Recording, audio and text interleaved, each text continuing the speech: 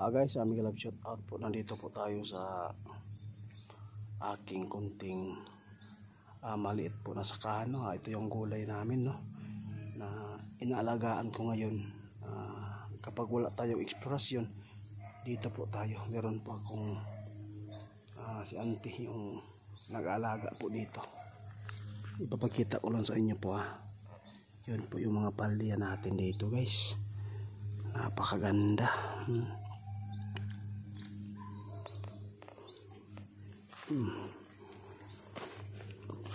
May mga ano na yun. Tsaka napakaganda yung ampalaya natin ngayon. Kahit maulan, basta may lagyan ng kanal para hindi po dadaloy po yung tubig papunta po doon sa puno ng ampalaya. Dapat may kanal para yung tubig ay matili lang po, na hindi po siya agos doon sa puno para hindi maanod yung abono natin, no. Tingnan nyo, guys. Wow, yun, ina-update ko lang po sa inyo. Wala po tayo eksplorasyon po ngayon. Dito muna tayo sa munting sakahan.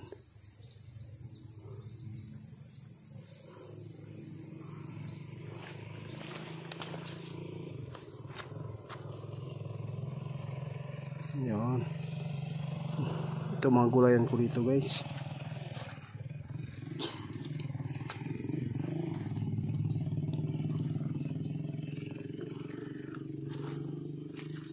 1,000 puno lang to. May mga meron na tayong na-selection kaninang umaga. 10 kilos pa. Ang kilo ngayon 60 po ang bawat kilo. Yung bintahan ng yung bilihan ng market ngayon ng ating ampalaya. Kapag tag-ulan, guys, dapat po ay urea lang ang ating dito, iabono para maganda talaga yung kalalabasan. Yung ginagamit namin dito na fertilizer. Napakahaba yung natin dito.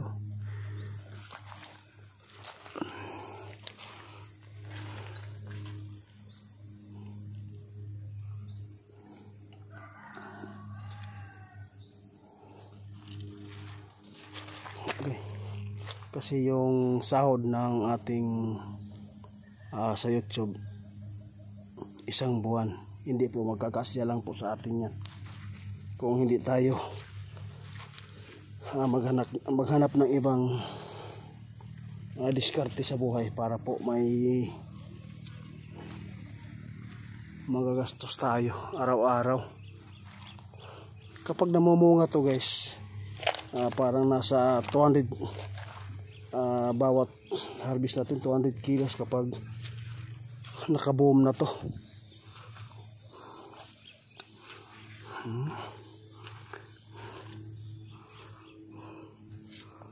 Maganda talaga yung ampalaya natin ngayon. Yun, syanti. Taga-alaga ko dito, no. Nindot ni diri puti ba? Nindot po ni diri. Grabe ko kining nanoy ito iba pundagana. Guys, napakaganda yung ampalaya natin dito, guys. Tingnan nyo. Nakapag-seleksyon na kanina. Mas maganda talaga pag hindi masyadong sobrang ulan, para hindi masyadong acidic. Napakaganda yung mga bunga niya.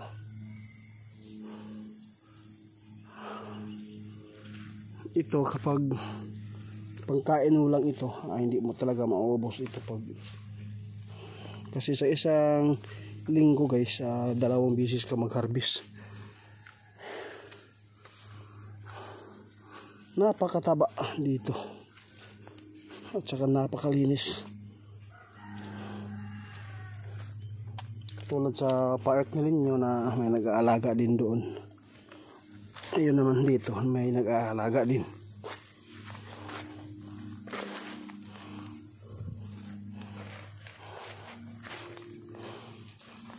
at least may mapagkitaan po tayo ng kahit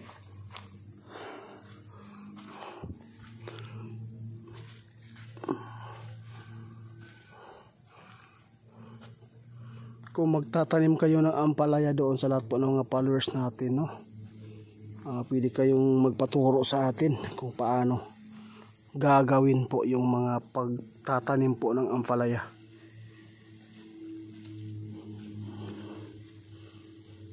Ito yung libangan ko kapag wala tayong trabaho sa YouTube.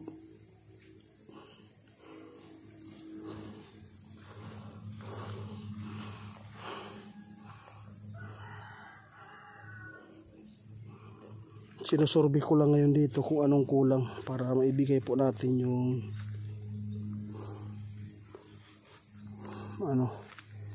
mga dapat gamitin dito sa pananim natin, kasi maganda talaga pag yung may-ari talaga na mismo na magtingin para paggawa tayo agad ng solusyon dito para lalo pang gumanda yung pananim natin.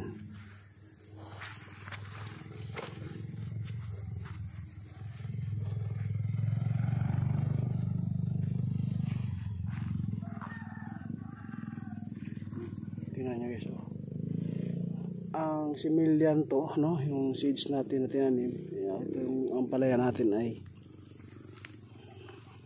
anong tawag ito, Galaxy, nahalo lang sa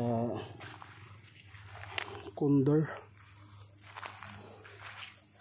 Demand talaga to sa market kasi napakamahal po ngayon, lalo na po yung baha-baha. Kasi nasa baba po yung inaabutan ng tubig ay nasisira po talaga ang kanilang mga pananim ngayon. Kaya napakamahal ngayon, 60 ang kilo. Kanina naka-harvest tayo ng selection. First selection natin ay 10 kilos, pero may 600 na. Kapag nakakuha ka sa isang harvest mo dito nga mga 120 kilos, siguro may mga 70 ka na makukuha dito. Before siya mamamatay guys, aabot siya ng kuan karbisan 30.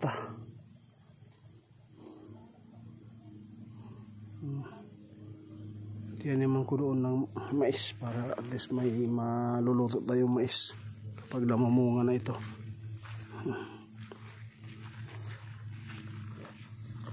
Hanggang dito na lang muna yung update natin sa sakahan ng Ghost Hunter 88, no? Maraming salamat po sa iyong suporta. Sa lahat po ng gustong mag-comment dyan na magpaturo po paano magtanim ng mga gulay, pwede po akong i-message po niyo sa mga upload natin na bago para mabasa ko yung comment.